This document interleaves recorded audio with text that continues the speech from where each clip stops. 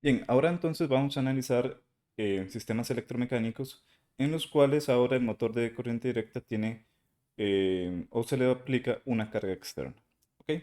Esta carga externa le vamos a llamar T sub car y ahora entonces el circuito eléctrico tendría la siguiente forma. En realidad, en este circuito eléctrico, la forma del mismo es exactamente igual que el caso anterior. Solo que ahora vean que en la parte mecánica vamos a tener un torque de carga, ¿ok? Entonces, en este caso particular, la ecuación al aplicar la ley de Malles va a quedar exactamente igual que el caso anterior. Tenemos la fuente, la entrada de la fuente, tenemos la diferencia potencial en el resistor, la diferencia potencial en el inductor y tenemos una diferencia potencial que va a ser proporcional a la velocidad angular del rotor, ¿ok? Así entonces, ahora cuando hacemos el diagrama de cuerpo libre y el diagrama cinético, vamos a tener que la novedad es que aparece acá un torque de carga, que va a ser un torque externo, que tiene este sentido. ¿Ok?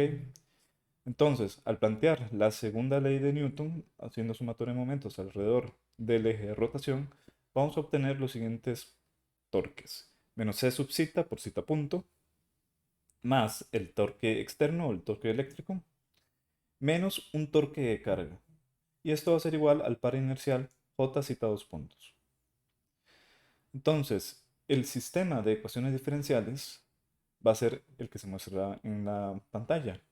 Vamos a tener igual dos ecuaciones diferenciales que son lineales, invariantes en tiempo, con la única diferencia de que este T de carga ahora va a ser un torque que es externo al motor eléctrico y que puede variar con respecto al tiempo, en su forma general. ¿Ok? Entonces, nuevamente, si consideramos z punto igual a omega, reducimos el sistema de ecuaciones a la siguiente forma. Tenemos acá la entrada de la fuente, la diferencia potencial en resistor, la diferencia potencial en el inductor, y tenemos por acá el término KB por omega. Este corresponde a la caída potencial debido a la fuerza contra electromotriz que experimenta las espiras. Esto está igualado a cero. Y por acá tenemos C sub zeta por omega más K por I menos T de carga externa igual a J por omega punto. Y acá lo que vamos a hacer es aplicar transformada de Laplace, ¿ok? Tomando condiciones iniciales iguales a cero, con el fin de obtener em, algo, digamos, semejante a una función transferencia. Entonces, vamos a tener E de S menos I de S por R menos L por S I de S menos KB por omega de S igual a cero. Por acá tenemos menos C sub zeta omega de S más K por I de S menos T sub car por S de S igual a JS omega de S. ¿Ok? Esto es simplemente aplicando transformada de Laplace. Y lo que hacemos es el mismo procedimiento que el caso anterior. Vamos a despejar I de S, la segunda ecuación, lo sustituimos en la primera y posteriormente despejamos omega de S.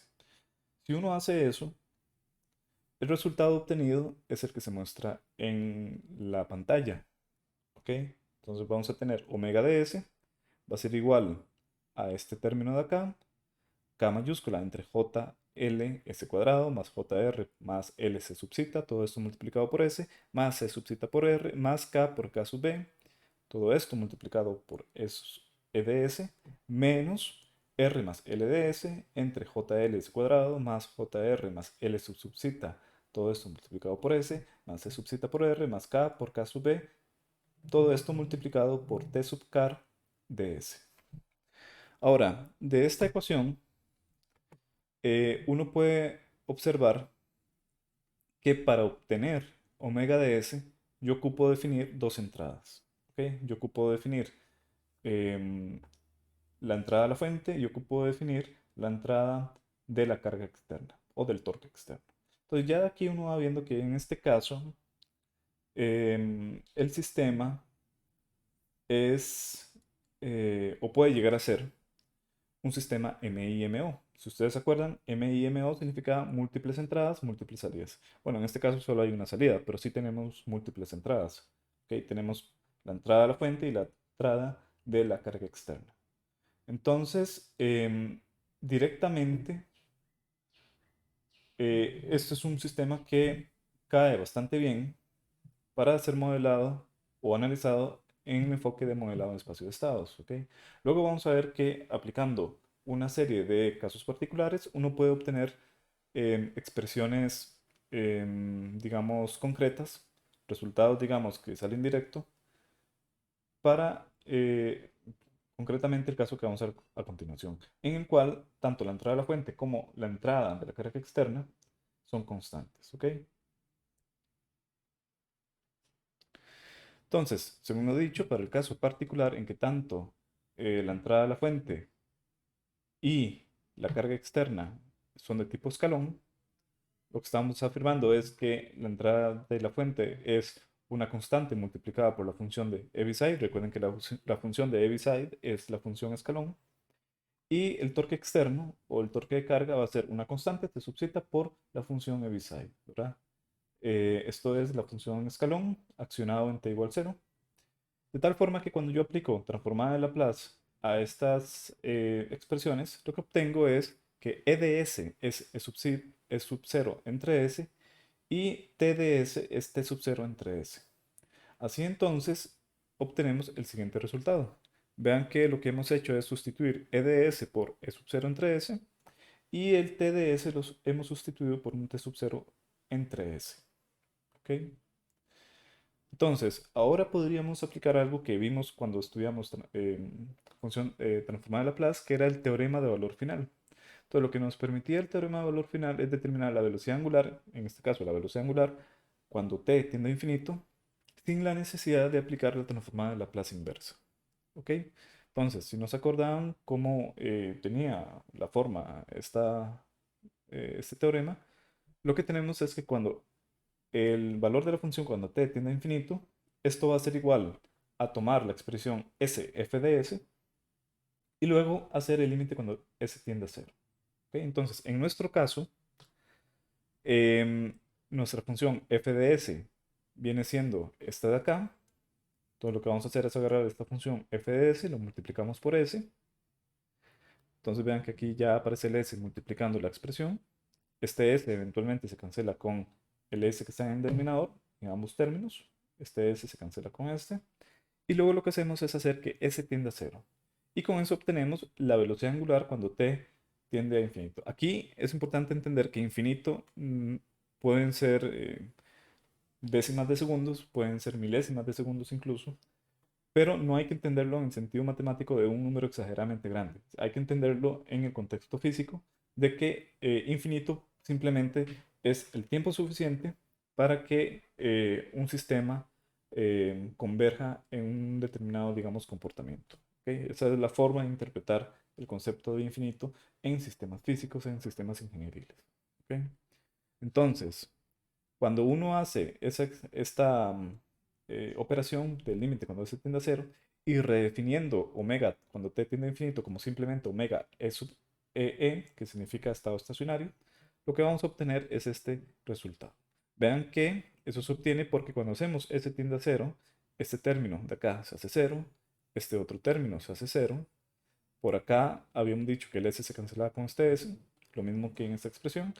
Este término se hace 0, este término también se hace 0 y este término de acá también se hace 0.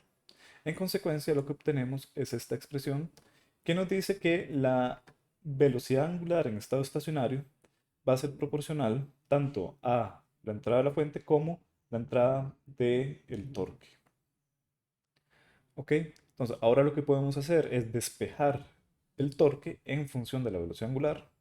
Vean que el torque es este de acá, lo podemos despejar para así que quede en términos de omega y de la entrada de la fuente.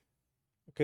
Ahora, la potencia en rotores o en sistemas que experimentan rotación pura, la potencia simplemente es el torque multiplicado por la velocidad angular. Entonces, la potencia se obtiene simplemente tomando esta expresión, multiplicamos por velocidad angular omega en ambos lados, y lo que tenemos del lado izquierdo va a ser la potencia, y de este otro lado lo que tenemos va a ser una función que va a ser de segundo grado con respecto a la velocidad angular.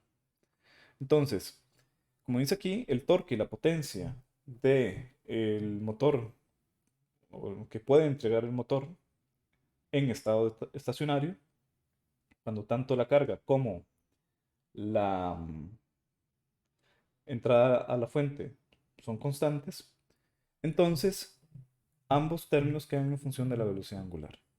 Y uno podría graficar el torque y la potencia en función de la velocidad angular para diferentes valores de voltaje de entrada. ¿Ok? Entonces, por ejemplo, lo que tenemos acá, si nos regresamos en esta ecuación, vemos que la ecuación del torque es lineal con respecto a la velocidad angular. Es decir, si yo grafico esto, lo que me va a quedar es una línea recta para un valor de voltaje dado.